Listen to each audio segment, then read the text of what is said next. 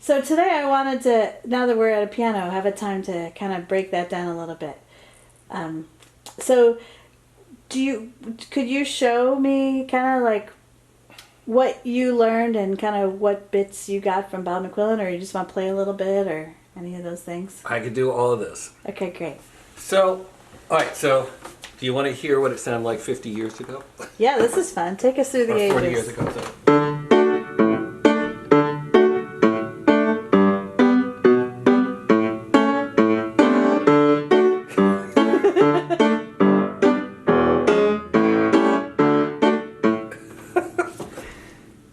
And it did kind of sound like that. Yeah. And then over the years you get more fluid, you also.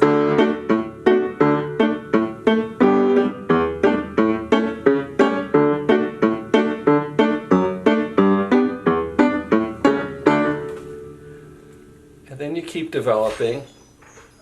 I mean, McQuillan, was very, he had the octave.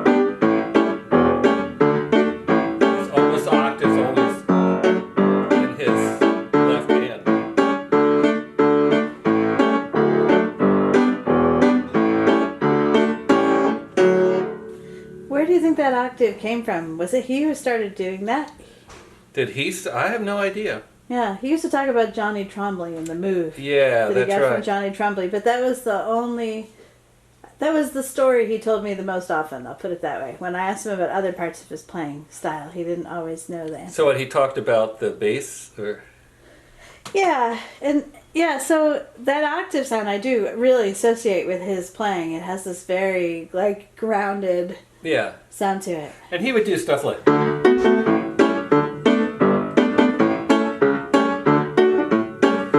He put other things in the writing.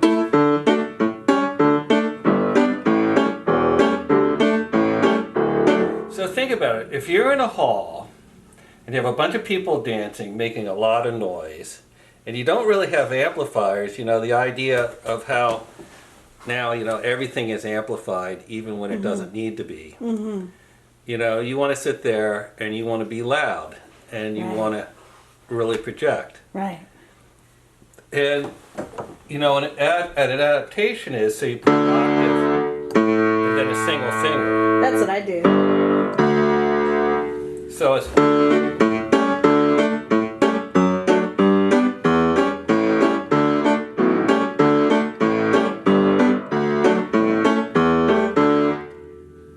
Just to give a little more motion. And then, on the other hand, you get all the way to where it's nothing but motion. Mm-hmm. Like the French Canadian.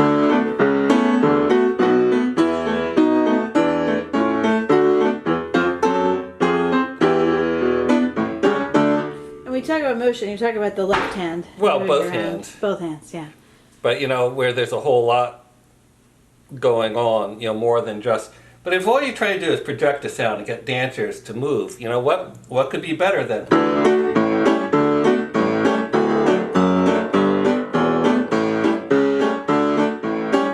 So, do you know Nick Hollis? Mm-hmm. Okay, so Nick taught me something really important. Mm-hmm. He says when you're playing for a piano, they only pay for your left hand. So, you could sit there at a dance.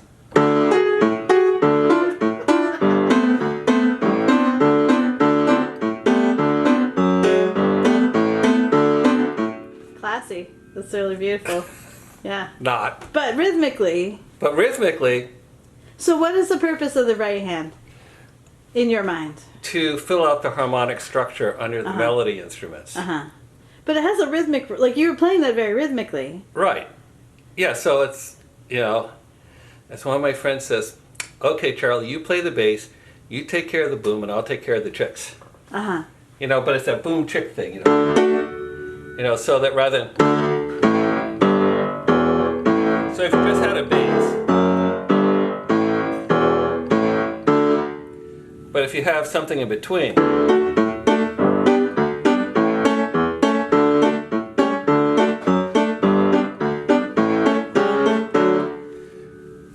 And it doesn't have to be complicated. So Bob Willoughby says, you don't have to move your hand very much. You know, you can just go.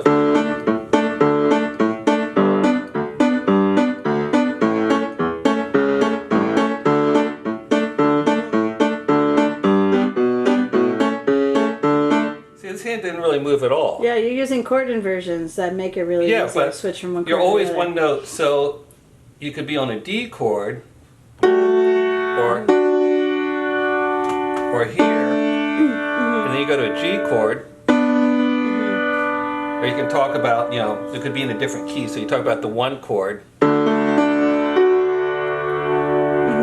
to the 4 chord, 5 chord,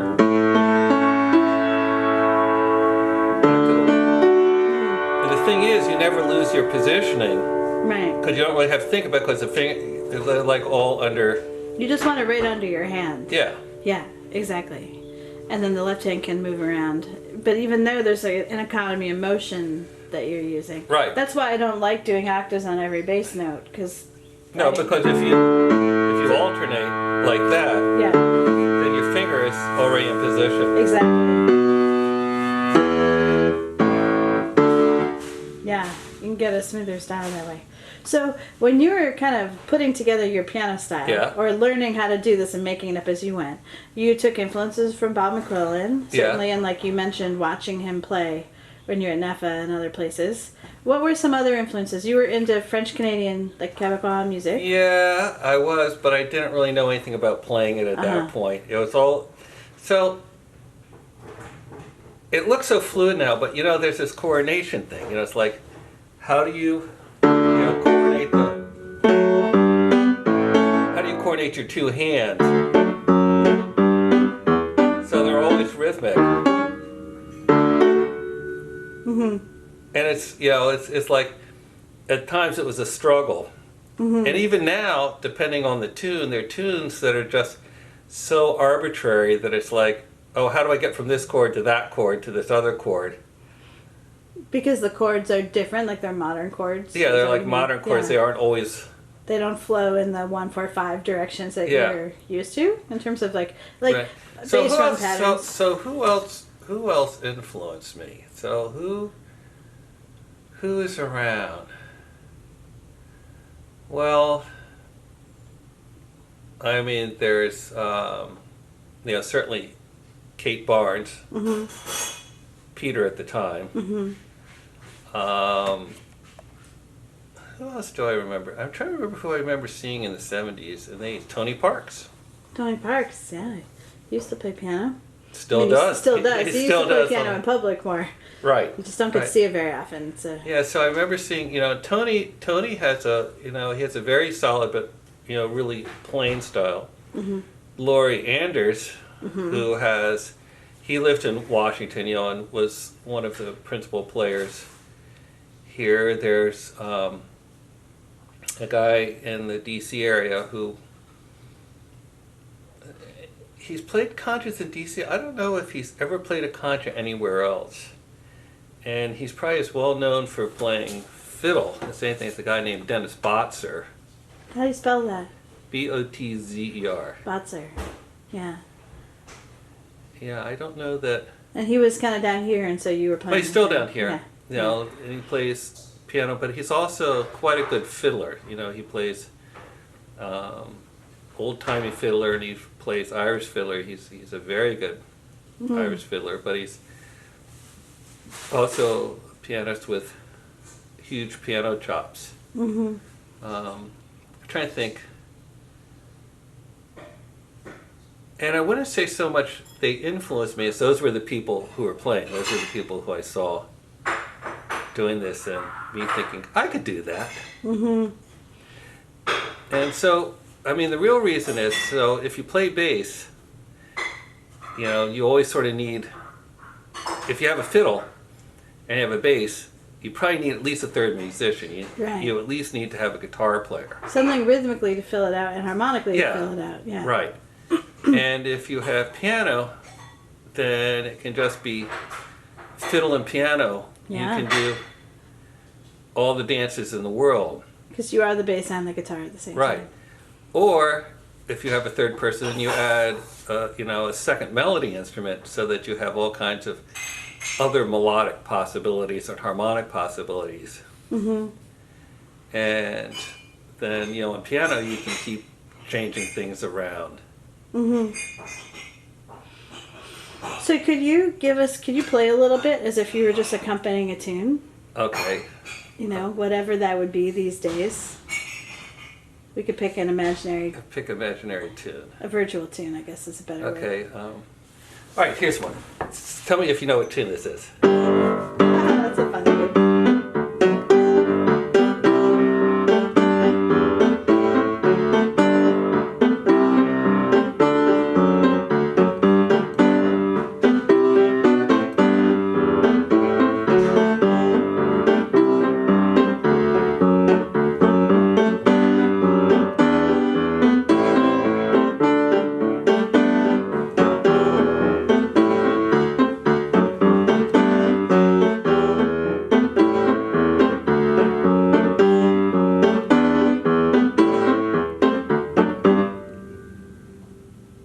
Take a guess.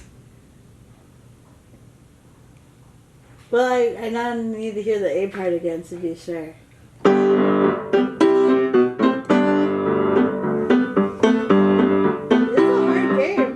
is a hard game.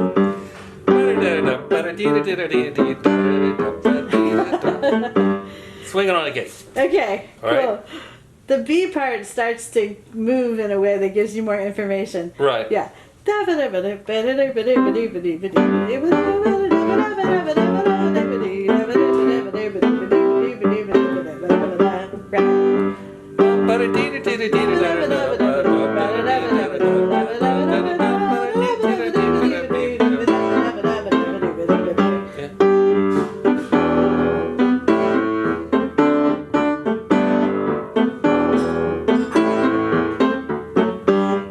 Yeah. So do you want to break down some elements of what you're doing, or do you want me to? Well, you can. All right, so I will tell you some things about my playing that I know about my own playing. So you could play it like this. I'm sorry, let me do this simpler. So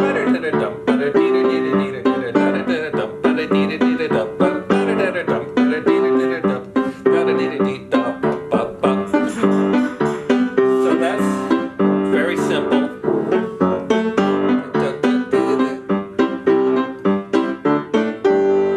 So it's just a 1, 4, and 5. Mm-hmm. So one of the things that I do to make things more harmonically complex, I almost always put a fourth note into the chord. Mm-hmm. And so on this one, it'd be it's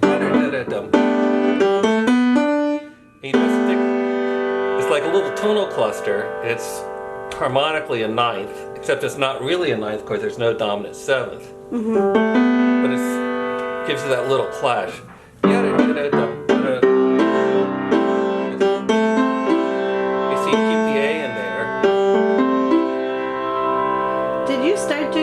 On your own? Did you see someone else doing that? Where did that come from? I'm not sure. Yeah, it's funny. I also do that, and it's a sound that I feel like it gives it like a little extra crunch. Right. And then and then for there, I'll go maybe to the 6, 2, to the 5. But those are all substitutions for 4. 1, 6, 2, 5 is classic. All the time. In fact, I have to be careful that I don't overuse it. Well, a lot of New England tunes, like that chord progression, fits very well. Where you wouldn't use it for like an Irish tune necessarily, if you're playing it in an Irish style. Correct. So let's see. So then you put a passing notes in the bass.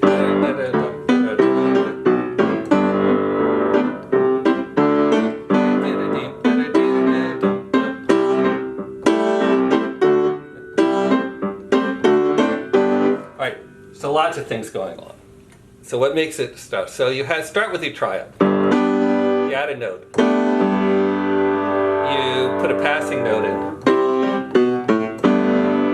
You vary the rhythm. So rather than just after beats, sometimes the chords fall on the beat.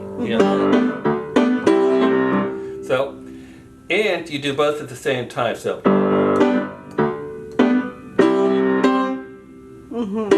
So that falls on the beat.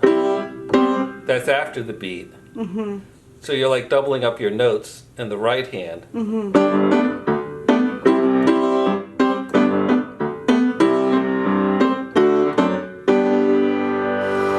So you're not just playing Chuck in your right hand, you're playing downbeats Right. and these little uplift Yeah. Chucks at the same time. And you vary them and you accent them differently. Yeah. The whole idea for me is to get motion into the part. You know, if you just do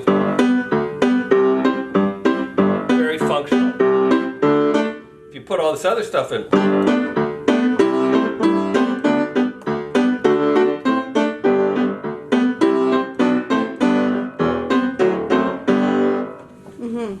you know, it makes it more complex, but you do it in a way that still stays out of the way of the melody player. In this example, I don't see you doing a lot of syncopations. Is that... Would you normally play with a lot of syncopation, or is this accurate? No, I tend to play more square. I mean, it all Yeah. depends on the piece. Yeah, it But does. if you think of syncopations like, you know, like you might thinking Kate Britton playing, no, I don't do that. Or in French Canadian, like in Quebec music. But it really depends. I find that syncopations for me depend on the groove of the tune. Different tunes Right. have different grooves, and some of them are swingier than others. Right. And the swingy ones, like if you're going to syncopate, you have to be careful because you have to lock in with the groove of the fiddler, or else you get off from them. Right. Like, let me think. If you were going to do a French Canadian thing,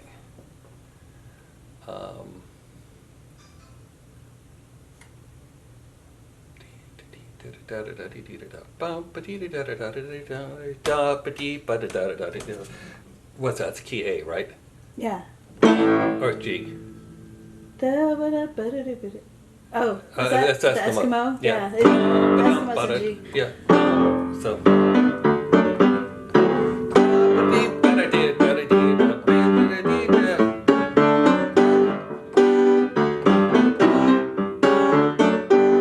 It's hard to do without a fiddler, you Yeah, know, it without is. I know. without thinking, because it's so much a reaction. How would they?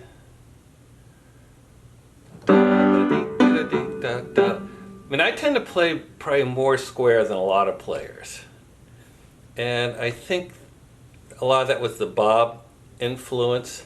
Mm-hmm. But a lot of the French Canadian stuff also has, you know, the little thumb lines. Mm-hmm. You think of like the, I'm rambling around. Thinking Point of Peak.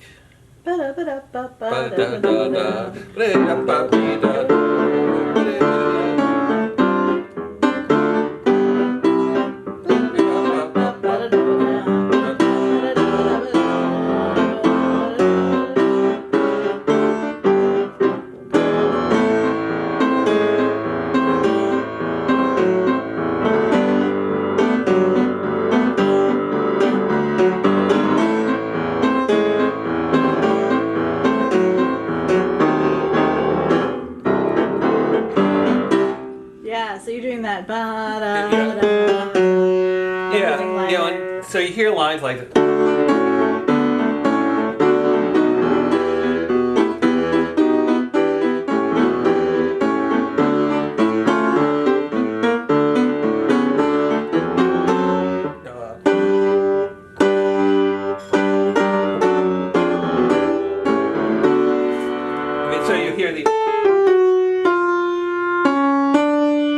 So you hear lines like that, but the straight syncopation, I know I do it. It's like hard to sit down and think about how that Yeah. actually works. Well, and like you say, you're responding to what the fiddler. Right. If you could sit here and perform an accompaniment to a tune, I would say that wouldn't make you a very good accompanist. Right. Because people who do that tend to be rigid, and they don't. When they play with different musicians, they don't respond to that musician. And I have sort of the opposite problem. I mean, I've been in recording sessions and they say, do that again. I say, do what again? Right. And then I have to listen to what I did. Right, and kind of learn it. And then kind of back. learn what I did so I could do it again. Yeah. So the input that you get affects the output. Like how you play Right. depends on who you're playing with, probably. Exactly. But I think I was kind of trying to feel that. But I think you are a more like kind of square player, especially because you're and not in a bad way at all. But and I don't mean square, maybe just in terms of structure, not harmonically necessarily, or not even old fashioned, but because it's rooted in Bob McQuillan's style. Yeah. A lot. He didn't use a lot of syncopation. You know, which I think is actually better for dancing in a lot of ways, if I could be so bold. Although as he moved through the years, he got a little more adventuresome. Yeah, he did. It's fun to. I mean, his bass lines were just beautiful, and you when you were playing "Swinging on a Gate," your left hand was doing these kind of sustained notes, so you're holding the bass notes longer. Right. Which also kind of reminds you of these like Felix Dolan records, these like old Irish piano players. And things like that. It's a more sustained. Yeah. I mean, I have to say, Julie, I'm actually not very analytic about what I do. I don't.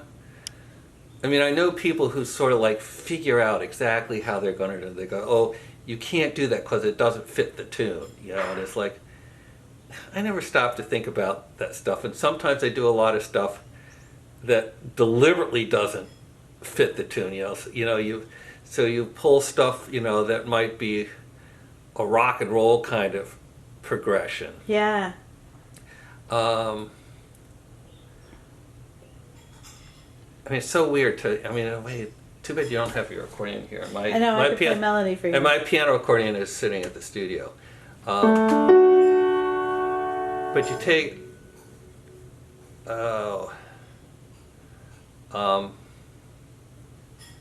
Mary Blacksmith. Okay. Right,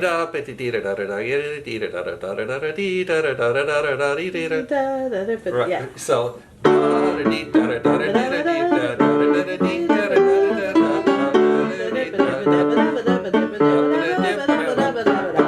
alright, so you can do that. Or you could do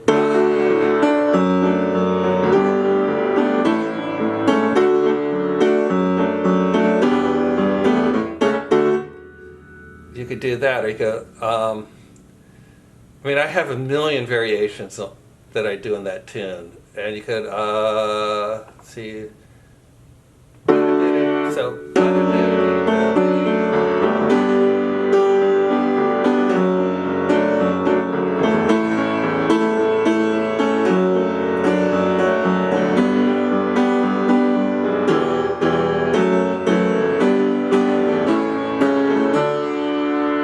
that all fits the A part. Mm-hmm.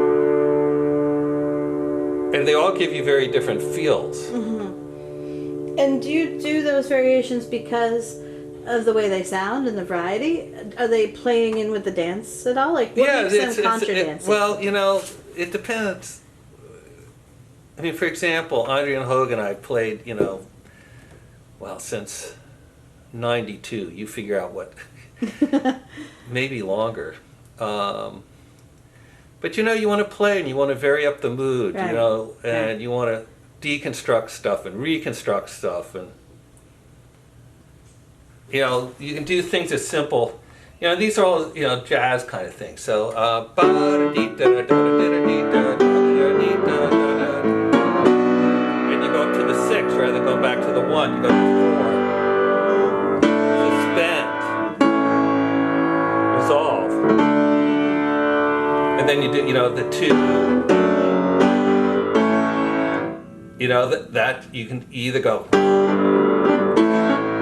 or you can go, you can do a build up. Mm-hmm. So when you sorry, go ahead. And same thing for the B part of that. What's the B part?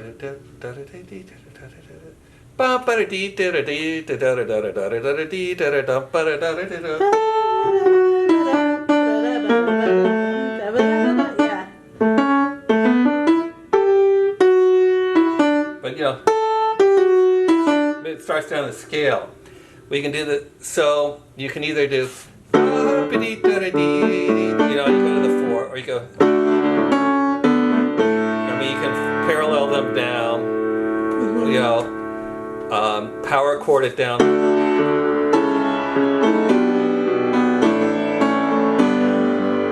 And I'll do things like put the 4 against the 1, the 1 against the 4. So you mean where the 2 would want to go to a 1, you're playing a 4 and vice versa. Yeah, and you're using a lot of inversions on your way down. Yeah. Yeah. You know, you can do, you know. Oh, that's cool. You know, which is rather than going 1, 4, you go 1, 5, but you carry the tonic through on the bottom.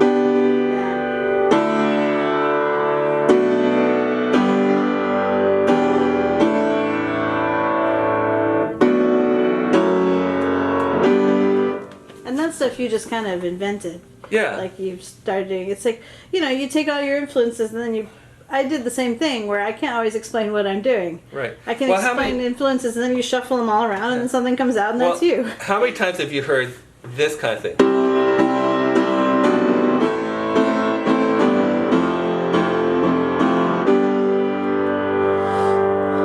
You know, all the way back to, well, why can't I be a teenager in love, right?